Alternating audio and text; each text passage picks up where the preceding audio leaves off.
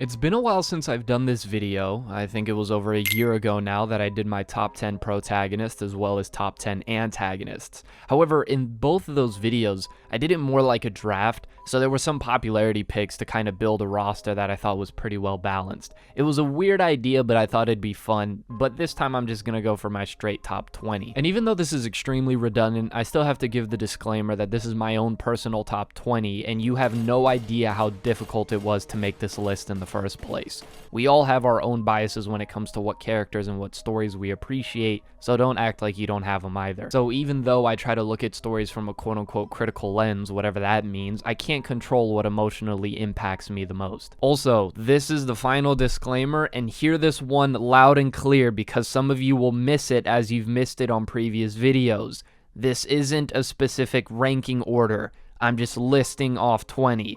Okay, you got it? Great. I think I got it, but just in case, tell me the whole thing again. I wasn't listening. There's no specific order, I'm just listing off 20. I will be listing them off from 20 to 1 in that order, but someone in 5th place and someone in 15th really isn't that big of a difference. At number 20, though, is Kaiman from Dorohedoro. Kaiman from Dorohedoro, for me, was a very interesting and compelling protagonist, as I think his actual character can be seen as a little bit subpar, but I think everything that goes into building the mystery around him is phenomenal. Very similar to Bleach from Ichigo, where the lore behind how Ichigo came to be is probably the most powerful aspect to his character. I think the same goes with Kaiman. The whole thing with the split personality disorder was something that inspired my own persona's idea on this channel. I just really have a strong appreciation for Kaiman as a character and everything that he does throughout the story of Dorohedoro. However, I do think he can be undermined considering the fact that Dorohedoro as a story has an extremely strong cast and a lot of different characters get focus all the time. But if there's one character that genuinely pushes the events of the entire plot in directions you never see coming, it would be Kaiman. So I love his character personally a lot, therefore he makes number 20. At number 19, I have Johnny Joestar.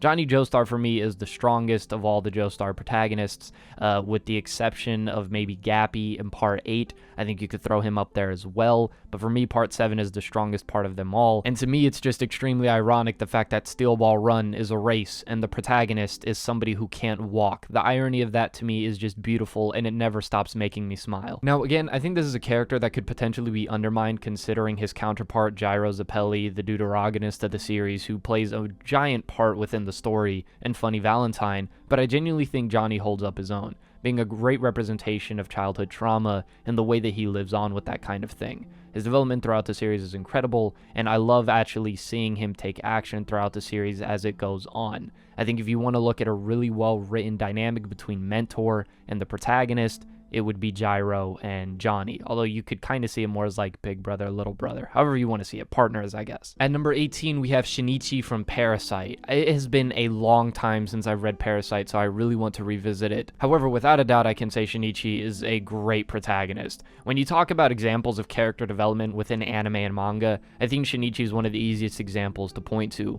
All of the different things that the author makes him go through throughout the story, and seeing how he reacts to those events is really powerful. His relationship with the alien in his hand, well, the parasite, roll the credits, is something that is quite the interesting parallel, as Shinichi seems to become more monster-like, as the parasite in his hand seems to become more human. Subtle changes in clothing and appearance, such as hairstyle, is nice ways and indicators that an author can show a character changing. Parasite's a pretty short story in comparison to Steel Ball Run and Dorohedoro, but nonetheless, Shinichi goes above and beyond as a protagonist within that time span. So if you haven't read or watched Parasyte, I do highly recommend it. Now this next character is, I think, another one that could be extremely underappreciated and undermined due to how great the antagonist of the series is. But in reality, Monster is more than just a one-man show. It's kind of a 1-2 punch. And whenever I revisit Monster, the more I'm aware of that. And at number 17 is Dr. Tenma. Dr. Tenma is another character who again goes through a lot of really good development, but I think it's his philosophy and the way that he tackles and approaches life that really sells it for me, and how that ideology is put into conflict by Johan. This is going to be a recurring theme throughout this video, but here is great to address it, where I think a protagonist is only enhanced by how great the antagonist is, and vice versa. With that being said, honorable mention to Light Yagami. And number 16 is Kenshin from Rurouni Kenshin, a story that I just got done reading recently while I was on vacation. And my goodness, did I absolutely fall in love with Kenshin's character. I talk about it a little more in my Rurouni Kenshin review part 1 and 2. I don't know if those videos will come out before or after this video. My schedule's kind of a mess right now, so forgive me. But I don't even know where to start with when it comes to Kenshin's character and what I love about it. I think his sense of humor and the bright cheeriness that he presents at the beginning of the story is great, but as it continues, you find out more about his past, and that's when things get serious. And we see Kenshin go through a really strong moment of development near the end of the series, and it's a real shame that the anime never got to that point. In my review of Rurouni Kenshin, I compare the kind of presentation of it being very similar to Gintoki, a character who's shown in a very lighthearted and humorous manner, but throughout time we get to find out more about their past. And if this is how good it was with Kenshin, I'm really looking forward to how Gintama handles it, as I'm going to be trying to watch the anime again. But in regards to Kenshin, I definitely see him as one of the most complete protagonists Shonen has to offer. Actually, in fact, I think one of the most complete protagonists anime and manga in general has to offer. I can't wait to do the antagonist video because, spoilers, Shishio is definitely going to be on that list, and I'm going to absolutely lose my mind talking about him. I think I'm at number 15 now, and number 15, I have Yu Kamishiro from Holy Land. Holy Land was a story I also recommended a long time ago, and if you want a protagonist that kind of shows physical development and is a protagonist through which you can find confidence and inspiration reading their story, I strongly suggest you read Holy Land. Holy Land probably being my favorite fighting manga ever. I think it really delves into not only the actual fighting of a series, but the mentality and what people go through on the inside, especially when it comes to losing. And that's not just losing a fight, it could be losing people around you. And seeing you kind of grow and develop through all of this is really a sight to behold. Genuinely, the way he starts off in the series versus how he ends is two completely different people. And I think when you're able to depict that level of growth within a character, you're really doing something special. At number 14, I have Gabimaru from Hell's Paradise. I think Gabimaru, along with Hell's Paradise as a whole, is one of the most unique stories within the shonen demographic. I think many times going against what's considered the typical shonen tropes, and that truth is only even stronger with Gabimaru's character. Starting off as what no one would expect from, I guess, a quote-unquote shonen, and really flipping that entire thing on its head. Now, that alone doesn't really make him one of my top 20. However, the unexpected nature of his character was something that intrigued me, and the rest of the story just goes on to show a character who grows from the original state in which he starts off in. Again, it's going to be very redundant, as a lot of the characters on this list are really well known for their character development, but with Gabimaru, the mental struggles and what is true and what isn't true in his mind, I thought was an extra nice detail within the story of Hell's Paradise that I really appreciated. Speaking of mental struggles, at number 13, we have Kaneki from Tokyo Ghoul. I think Kaneki is one of the most intriguing characters for just how, I think, extreme he can be. There's a lot of shifts within his character to where it's not really a linear development. It's like a back, forth, left, right, up, down, side. Y'all get what I mean. I'm joking here, but hopefully the point of Kaneki's kind of character growth and development is done and handled very differently, as he kind of hits a bit of a reset button and goes through a different type of regression, I guess you could say, in Tokyo Ghoul Re, kind of rediscovering and finding out who he is again, kind of going through this whole split persona thing. I guess you could say similar to Kaiman, but not really, because with Kaiman it was like different. But anyway, despite how dark Tokyo Ghoul can seem at times, or actually is at times, to be honest, I think Kaneki's story is a beautiful one. A character who clearly goes through extreme trauma and because of that kind of snaps, but then finds a way to fill whatever void was made through that traumatizing experience. Thrown into kind of this war between ghouls and humans, he finds a way to connect the two and bring some sort of peace. I genuinely think Kaneki's just one of those characters that when reading Tokyo Ghoul, it's kind of hard not to become invested and I think pulled in. Because despite how his emotions can be kind of lashed out in these extreme ways, I think they find a way of touching a very real aspect within all of us. And Ishida's mastery of depicting emotion through this character is brilliant. I think it would be a huge misrepresentation of everything Kaneki has to offer if you just boil him down or oversimplify him as edgy. I don't know what number we're on anymore. I didn't really bother numbering this list, but next we have Thorfinn from Vinland Saga. Now, Thorfinn would actually be a character that if I tried to sort this out in some sort of ranking, he would be higher, but like I said, this video, I'm just kind of listing him off, so don't get upset at me, Vinland Saga fans. But I think when you talk about some of the most, I think, real character development, some of the most human character moments, some of the best moments of self-reflection in manga and anime period, I think Thorfinn's name has to be brought up in that conversation.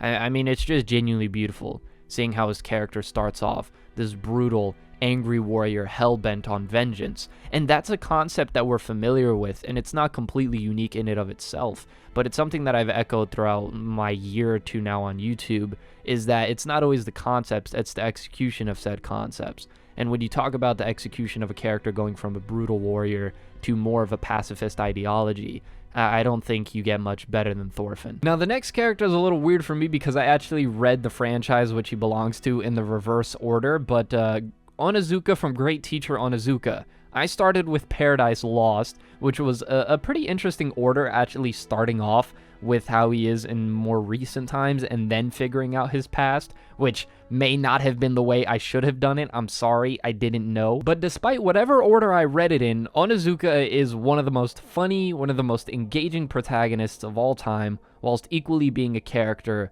who's able to teach some of the most invaluable life lessons ever. I think he's going to be very similar in personality to the next character on the list in terms of lighthearted and comedy, but I genuinely think after reading Onizuka's past and seeing how he came to be, it's a great story. And it's not the typical sense where we're seeing a protagonist kind of develop in front of our eyes and we feel super connected through the development, although you do feel connected in that sense to Onizuka. It genuinely feels like he's somebody, some mentor, some father figure in your life that you never had, that is always teaching you something new through seeing his experiences and how he handles them. So in contrast to all of the other protagonists in the series they come from, if you're looking for a lighthearted read and having fun, then GTO is easily one of the best that I could recommend you. For me, GTO and Kaguya-sama are the two manga I have the most fun reading. Because I don't know if you've noticed a common theme throughout this video, but the majority of the stories I seem to be drawn to aren't really meant to be the stories you're supposed to ha-ha he-he at. The next character on the list is Sakuragi from Slam Dunk. Again, very similar to Kenshin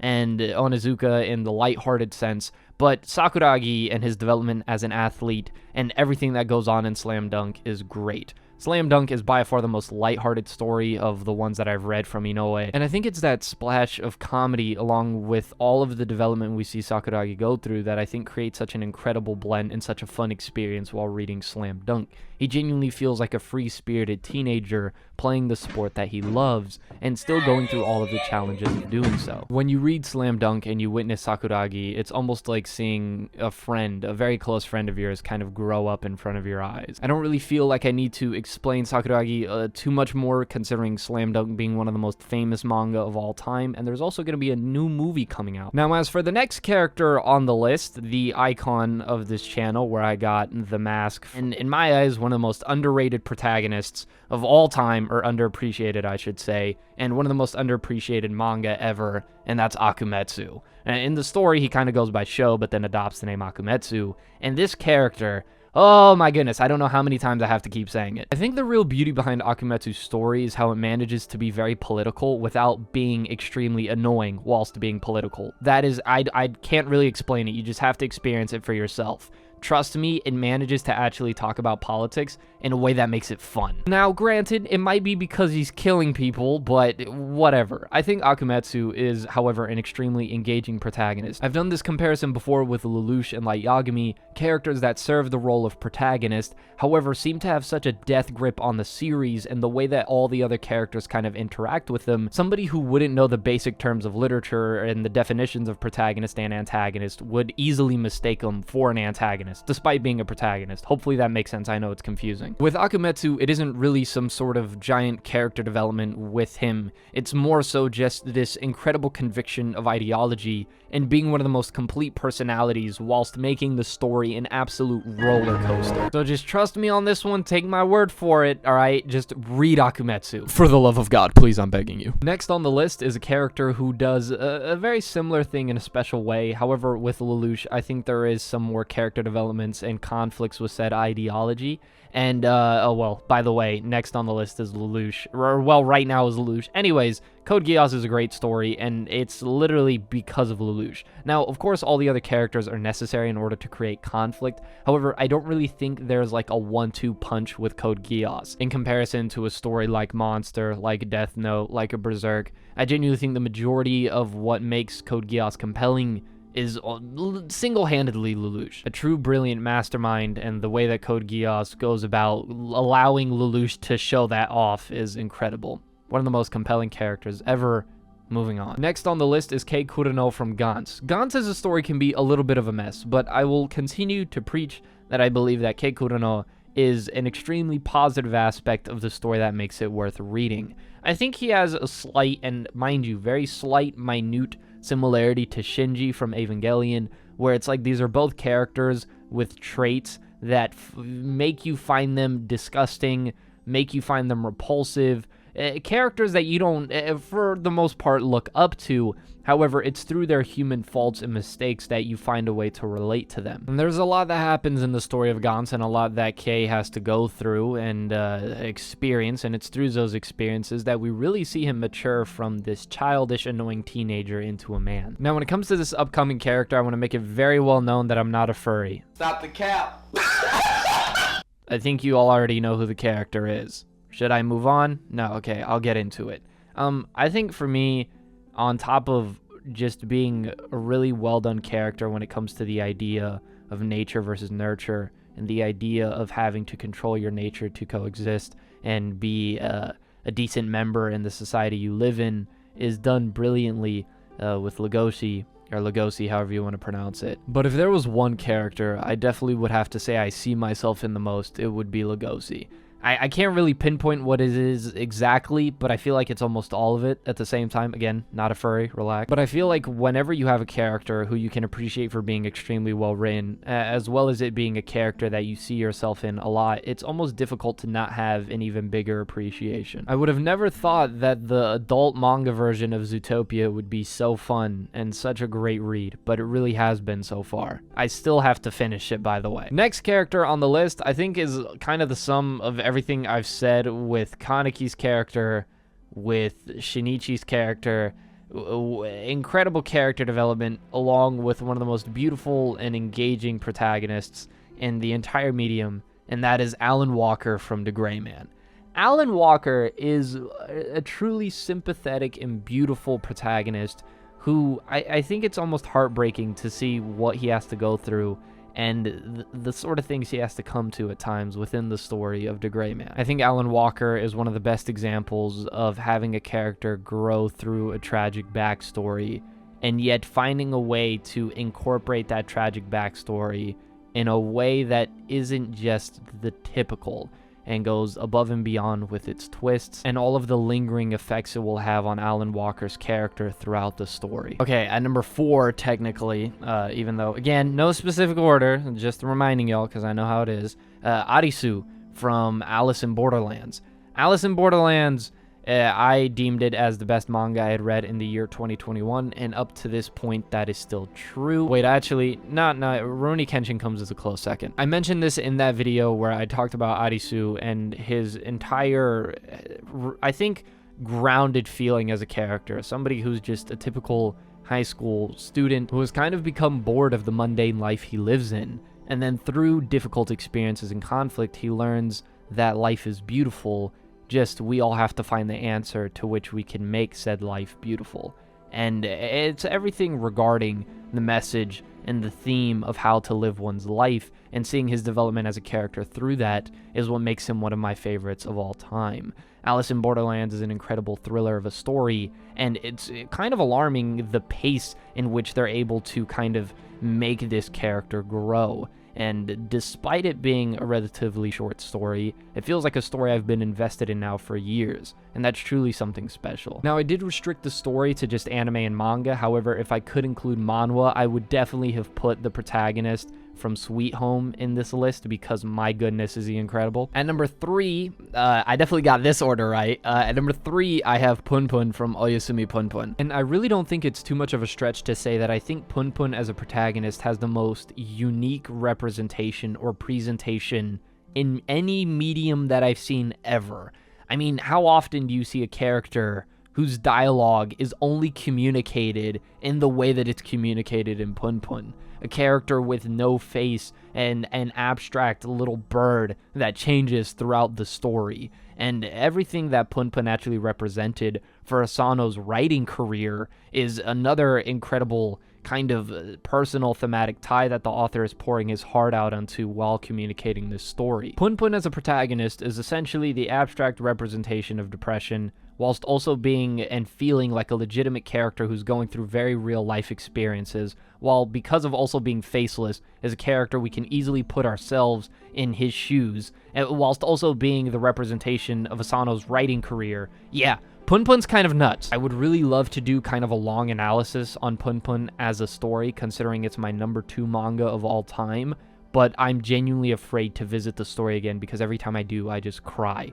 And that speaks to how special of a story I think it is. Again, that might not be the case for everyone. It was definitely the case for me. At number 2, we have Musashi from Vagabond. Again, when you talk about character development on top of a very strong philosophy backing that character development, you have to talk about, I think, Musashi Miyamoto from Vagabond. The kind of typical non-violent, beginning is violent type of thing is there, but it's the realism in which Inoue presents this. I was considering having Charles Sanson from Innocent due to the realism here, but I think Inoue truly goes above and beyond with Musashi's character. And I think a large part of that is because of all the other characters in the story of Vagabond that also feel so grounded and real, therefore create, no pun intended, therefore creating these sort of dynamics to where these characters grow so much. And I think the farm arc of Vagabond is the true pinnacle of where we get to see this kind of inner character growth with Musashi. And at number 1, I know you were all waiting for it. I know you all predicted it. At number 1, I have Tumad. Yeah, Tumad is easily the most compelling protagonist in anime and manga of all time.